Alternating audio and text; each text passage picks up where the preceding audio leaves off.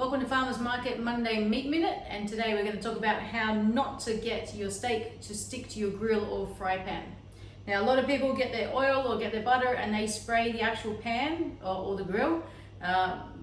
There's two reasons why you shouldn't do that. One, if you spray your barbecue, it'll take your eyebrows off, which I'll show you soon. And second is the oil will get hot, but it'll actually get too hot and your steak will actually stick to the pan anyway, unless you put a massive amount of oil in it. So the best thing to do is to oil the meat, not the pan or the grill. Okay, so you've got a nice ribeye steak here. You can spray it both sides with a bit of oil and then grill it like that. So oil your meat, not the pan. If you want, there's another good tool that a friend of mine in Hong Kong likes to do. So hi Daz, is get some butter. Now only dip your knife in the butter once if you're going to touch the knife on the steak. Or put it on your fingers and then proceed to massage that into the beef. So that's also quite a good one. So this is going to have quite a bit of oil in it, but that's okay because that oil will burn off. So it's fine. As long as you use some kind of a good butter or a good oil, then it's good. So if we massage that in, we've got a nice amount of oil on our steak. And then if we want, we can put a little bit of salt and pepper on, which I like to use this one. It's just a bit of a seasoning. You can put salt and pepper on before or after, totally up to you. What the salt will do, it'll just take out some of the moisture from the steak and it will make it a little bit more tender. It's the same as when you marinate something as well. Okay, so we have a nice steak all oiled up and ready to put on the barbecue or in the fry pan. Let's go check it out how it comes out. Okay, so if you like your eyebrows and you don't want to lose them, this is the reason why we don't spray oil on a barbecue. Okay, because that's going to happen. So we don't oil what we're cooking on, we oil what we're cooking.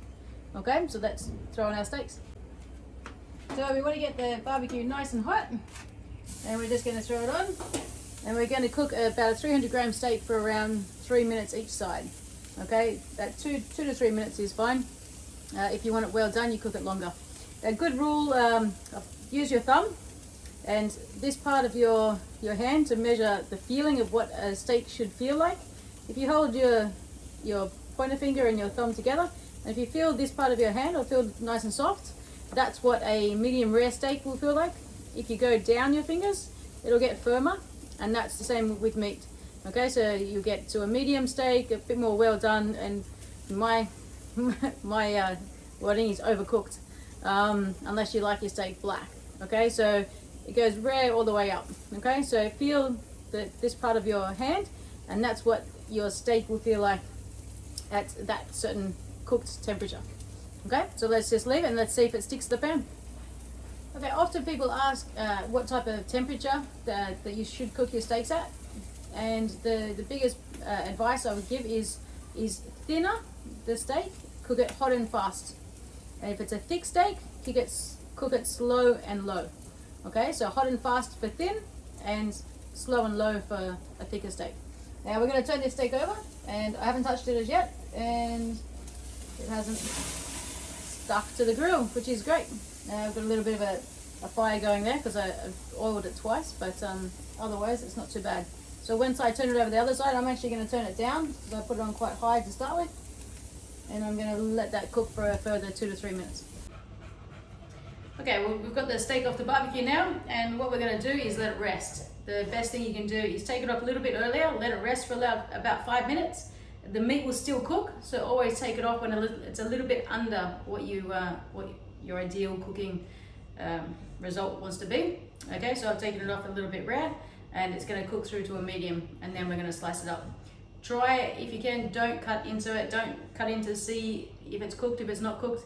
Just take it off and let it rest. It'll continue cooking. Okay, give it 5 minutes. It will not go cold. If you think it's cold, then just throw it on for about 10 seconds to heat it up and before you eat it. But let it rest. And then we have a perfectly cooked medium rare steak ready to eat. So enjoy.